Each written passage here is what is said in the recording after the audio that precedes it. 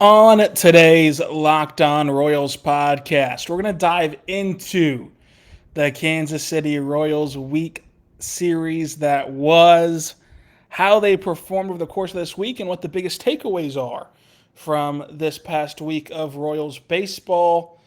All this and more coming up on today's Locked On Royals podcast on the Locked On Podcast Network, your teams every day. You are Locked On Royals, your daily Kansas City Royals podcast. Part of the Locked On Podcast Network, your team every day.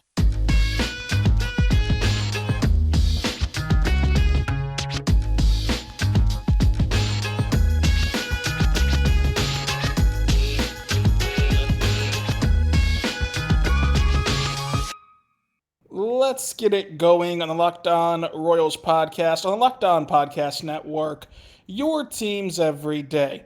I am your host, Rylan Stiles. You can follow me on Twitter at Rylan_Stiles. You can follow the show on Twitter at Locked On Royals. Email the show, lockedonroyals@gmail.com. On today's show, we're going to dive into the Kansas City Royals series and everything that's happened this week for Kansas City. On today's show, brought to you by BetOnline. BetOnline is where the game starts. As you cover this year with more odds, lines, and scores than ever before. So check them out today at BetOnline. Thank you so much for making Locked On Royals your first listen every single morning. Every single day, we're here for you talking Royals baseball. For your second listen, go check out Locked On Chiefs, of course. The season is starting for Kansas City, and they're through a couple preseason games. Go see how they've done this year so far in Locked On Chiefs. Now, I want to talk about this Minnesota Twins series coming off the heels of a really, really good week for Kansas City and a good month, obviously, for Kansas City, where you see a guy like Brady Singer turning a sub-2 ERA, and you see these young players start to come into their own, and a lot of optimism, a lot of, expectation and anticipation for what the future can bring for Kansas City, all built up and riding on this week. And then you head into a week where you play the Minnesota Twins, who are battling for that division lead. Right now it's too close to call. I mean, they're a game out one day, they lead the next day. It's that kind of race, and really that's the only race in baseball right now. Obviously, the Braves are only 3 games out of the East still, but really it's the only race that is still in reach besides that Braves-Mets race for the NL East.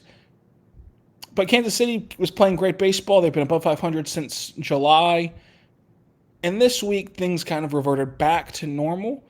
Now, I know that it's terrible, playing a week where you go 3-7 in your last 10 games, and that kind of adds to being 49-73 overall in the year, 16 games back at the division, and at the wild card spot, as there's more wild card spots than ever before, does not change much either. You're actually 16 and a half back of a wild card spot right now.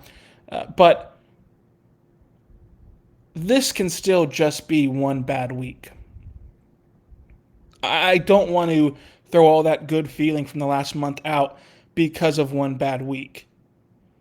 But I will say that there were some encouraging things and there were some not so encouraging things from it. So I think that it's true where you have to take this and break this down moment by moment and game by game to truly get the full scope of things, rather than just looking at the win-loss record this week or the scores of the games.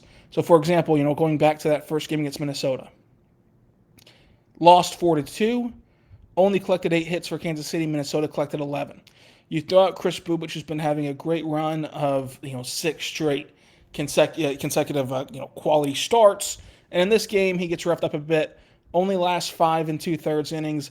Gives up 10 hits, 4 runs, 3 walks, and 7 strikeouts. So 13 base runners for Kris Bubic and 4 runs come across. That's not great. However, you did see Josh Staumont have a clean last inning or only give up 1 walk. And you did see Koss come into the game and give up only 1 hit to close out that 6th inning. But you had 2 base runners combined after the 5 2/3 inning mark. And Amir Garrett was just excellent out of the bullpen on game one against Minnesota. And speaking of Amir Garrett, I mentioned it before the season where the Mike Minor trade I thought benefited both sides, especially Kansas City, because I felt like Mike Minor, was kind of a surplus, if you will, for Kansas City, which ended up not being correct because obviously the Royals don't have any quality starters for the majority of the start of the season. They didn't have anyone pitching well, or particularly well, and now they've gotten a few guys to kind of turn the corner again.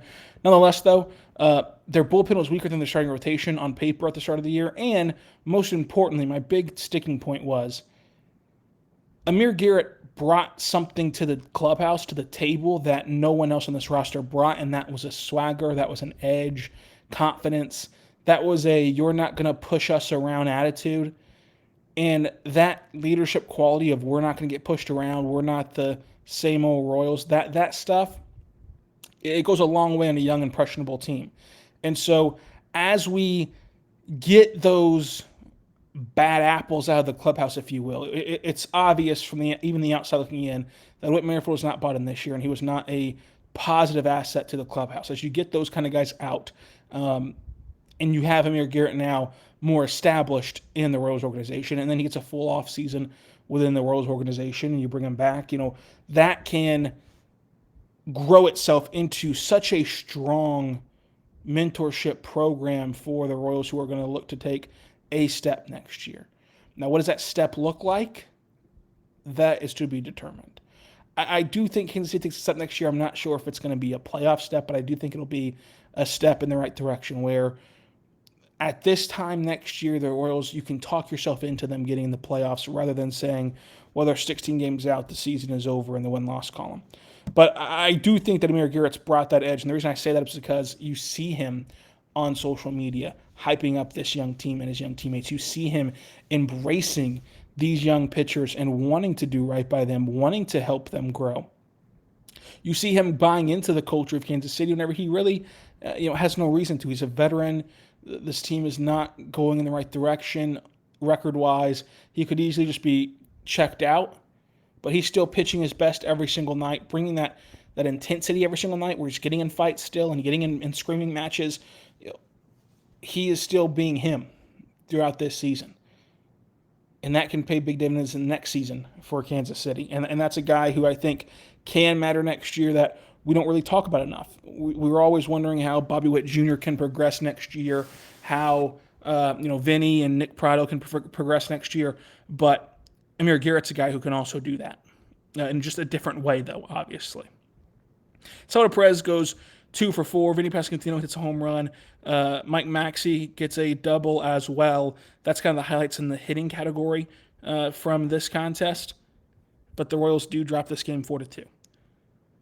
Coming up, let's talk about the rest of the Minnesota series and then talk about the beginning of the Tampa Bay Rays series on today's Locked On Royals podcast. But I do want to give you a message that's very important. You're hanging out with some friends and you're putting a few back, and a few becomes too many. As the evening comes to an end and people start to head out, you think of calling a ride. But nah, you live nearby, you can make it home okay, it's no big deal. But what are the odds that you get pulled over anyway? And even so, what's the worst that could happen? Your insurance goes up, you lose your license, you lose your job, you total your car, you kill someone. Everyone knows about the risk of drunk driving, but yet it doesn't stop everyone from avoiding these tragic and often deadly incidences when driving under the influence. That's why police officers are out there right now looking for impaired drivers on our roads to save lives. So if you think it's okay to drive after a few drinks, think again, play it safe, and plan ahead to get a ride. It only takes one mistake to change your life or someone else's forever. Drive sober or get pulled over.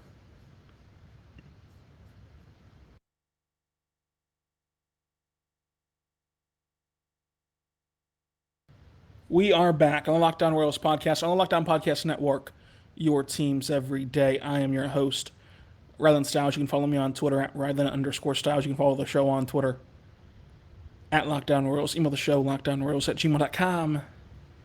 Thank you so much for listening to Locked On Royals every single morning, every single day. We're here for you. Subscribe for free across all platforms, including YouTube and Spotify and Apple Podcasts and wherever else you get your podcasts from. Also, of course, check out Locked On Chiefs. We've got Locked On Chiefs, Locked On Mizzou, Locked On Kansas Jayhawks. We've got a Locked On podcast everywhere you look. And, of course, Locked On Royals. So any team you want to, NBA, MLB, NFL, college, we got it for you. So check it out. Now, let's continue this series. And in Game 2 against Minnesota, things just were terrible. Zach Greinke, again, is just awful. 6 innings of work. Gives up 9 hits, 3 runs, has the 5 strikeouts in this contest, 1 home run given up. Mills comes in, 3 hits, 3 runs, and only records 2 outs.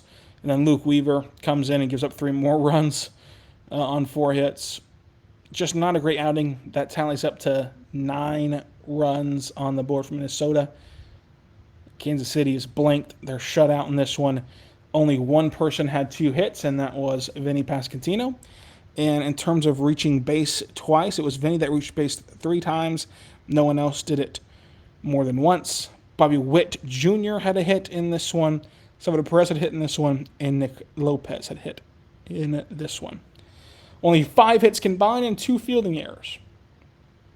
So this was a game that is a disaster for Dayton Moore, who built this team on investing in pitching, pitching through the draft, has his calling card as kind of creating a bullpen, and likes to play fast and play with quality defense. Everything came tumbling down on top of you not being able to hit, which is traditional for a Royals baseball team. Wednesday rolls around in the series, and the Royals get blanked again. This starts a massive cold streak for the offense. They lose 4-0, but they do only lose the hit column by 1. They get 6, Minnesota gets 7, and Kansas City once again has an error in the field for Mike Maxey on a throw. Daniel Lynch gets through 6 innings of 5-hit baseball, 4 runs allowed in this contest, 1 walk, 2 strikeouts, 1 home run. And then it was Payamps who eventually got claimed by Oakland, I believe, off waivers. 2 innings pitched, 2 hits given up, I should say. No runs, 1 walk, 2 strikeouts. Hitting, in terms of hitting, obviously, Salvador Perez got 2 hits. Vinny Pasquantino again has 2 hits. He's heating up in a big way in Kansas City. Mike Massey's been impressive. He's hitting .300 so far in his Major League Baseball career.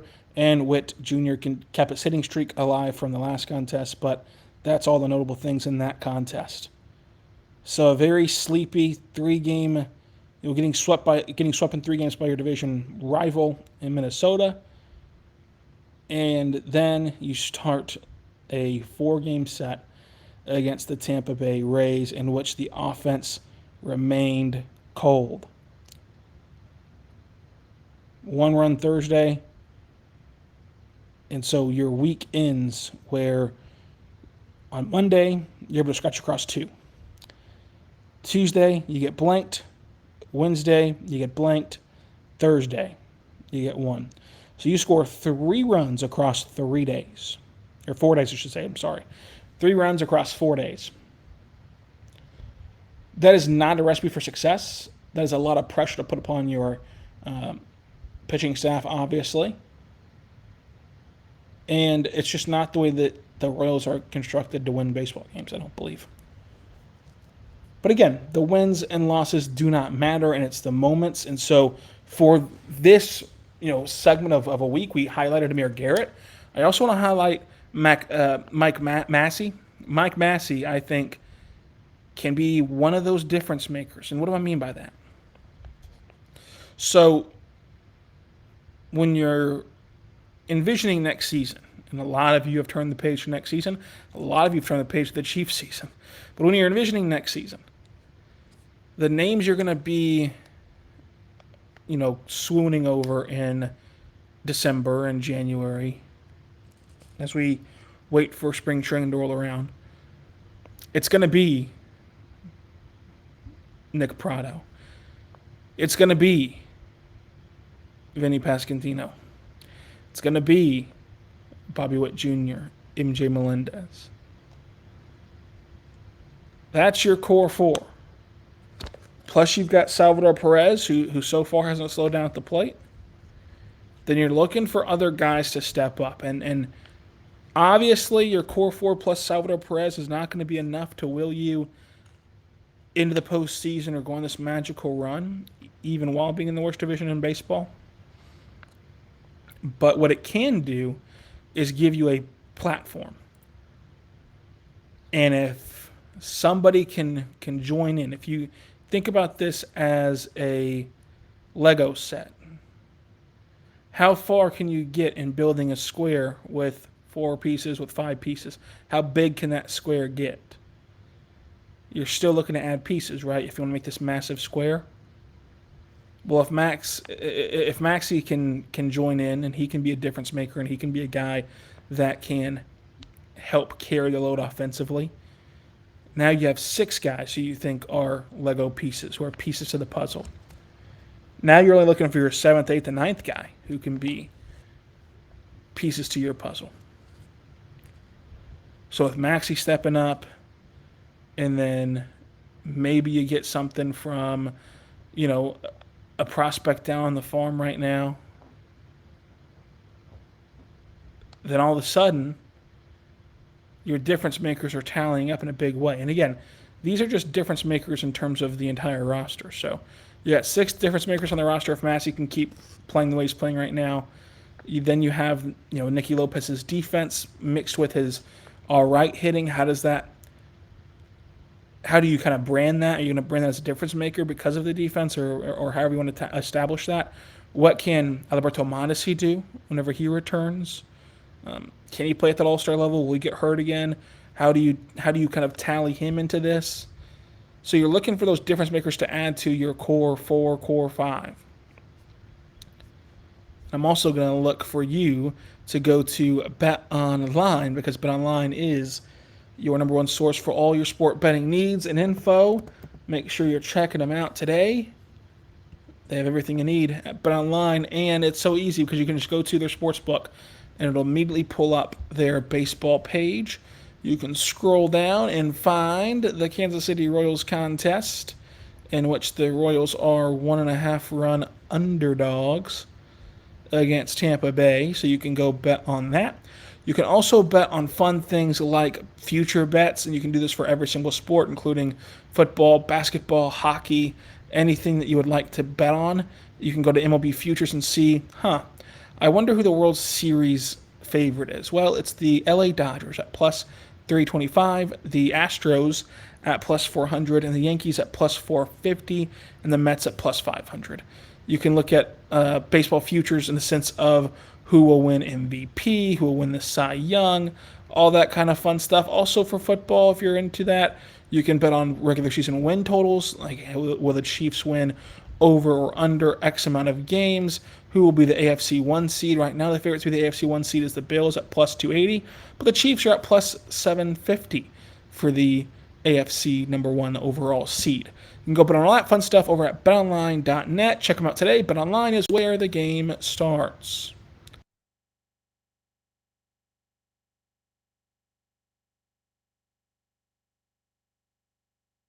We are back on the Locked On Royals podcast, on the Locked On Podcast Network, your teams every day. I am your host, Rylan Stiles. You can follow me on Twitter at Rylan_Stiles. Follow the show on Twitter at Locked On Royals. Email the show, lockedonroyals@gmail.com. On today's show, brought to you by BetOnline, we're talking about the week that was for the Royals this year, and this week, I should say. We talked about Amir Garrett and how he can be a big culture piece for Kansas City. Talked about how Mike Massey taking a leap in the offseason that's kind of unexpected, and not in the sense of he can't do it, but in the sense of like he's not at the forefront of your brain of young studs in this roster.